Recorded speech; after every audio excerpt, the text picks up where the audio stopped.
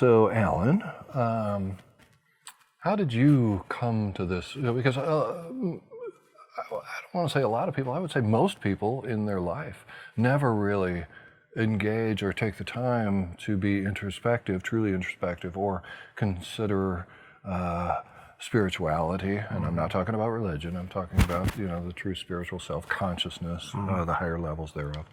And I know how I came into it, but that story's not legal. Just kidding. But how'd you come to the path, if you will? Yeah, I grew up in an atheist family, so I really didn't have any belief in any kind of a higher power of any sort whatsoever. And when I refer to a higher power, I'm talking about kind of a spiritual power. Sure. And as a result of that, I really didn't have anybody to talk to or turn to in my days of loneliness or aloneness. I felt very self-destructive in my early 20s, and I wasn't a happy camper. So, do you attribute that to a lack of religion, or was that just your natural proclivity to be a negative Nancy? No, gee, thanks. I think I'm funny. Anyway. Got that part. That was my family upbringing, Just a lot of negativity at home? No, my father was a good mentor figure for me from a business perspective. Okay. My mother, on the other hand, really didn't have any sense of being in touch with her emotions. And I think as a result of that, I did not express my feelings very well at all growing up. And as a result, I kind of canned everything inside myself. Pushed it down. I needed to learn some techniques. So what I did was I ultimately turned to meditation, which you and I have talked about in previous podcasts. And then I decided to go down the path of not only the meditation for creating an inner stillness within the mind, but I also realized that it's one thing for me to create that stillness in my mind, but it's another thing for me to reprogram the mind through repetitive reprogramming processes, which we call like mantras or programming. NLP, all Exactly. that. Yeah.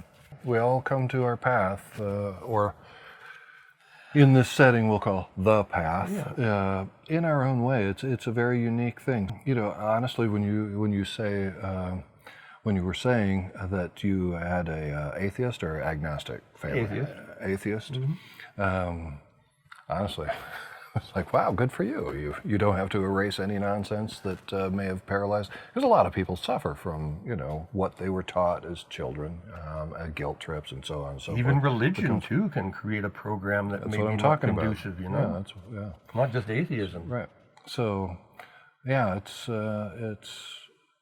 it's fascinating to me, in the many people that I've talked to through the years about this topic, how different people, what is the trigger, what's the tipping point when they finally say, no, wait a minute, there's got to be more to it than this. I know when I was at the center of I Am in Dubuque, and I got to interview and counsel a lot of different people, and it seems for females especially, they're either very young and come to it naturally, a very natural curiosity of, no, there's got to be more to life than being pretty and what I see in front of me. It just feels like there's more, and it seems they're more naturally heart-centered than men running around filled with testosterone. And then later, if you go to like the average spiritual retreat, it's 70%, plus or minus, women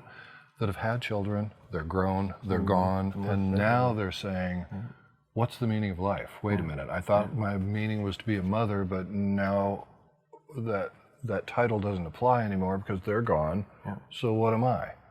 And it's the big question, what am I? Right? Yeah. And how do I deal with that? Right? I've noticed a lot, like you said, about the women seem to be the ones that are more in touch with themselves, and it's us guys that really need more awareness, and that's one of the reasons for doing this video, of course, is to you know, for our guy population out there, more so than the ladies, you know, we need this more than the women. And I think it really boils down to having to be vulnerable, blowing out the ego and just, you know, opening your heart up. Which can be very difficult for men. It is Super difficult, yeah.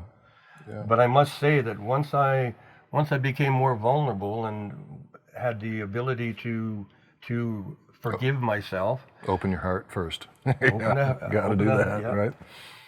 I've come up with a good saying, and it's all forgiveness is self-forgiveness, and that really boils down to that. You know, is that yes, it is. Yeah. If I don't need to forgive you. I need to forgive myself for anything I'm thinking about you.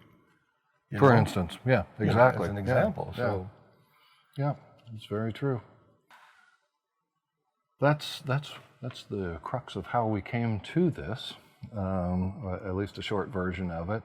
Along the way, I'm sure that you're going to hear a lot more about our individual paths, and, you know, and the little lessons that we've learned, and we really do want to share from the heart to you, again, for a better life for all of us. Right? Yeah. Okay. Thanks for tuning in, folks.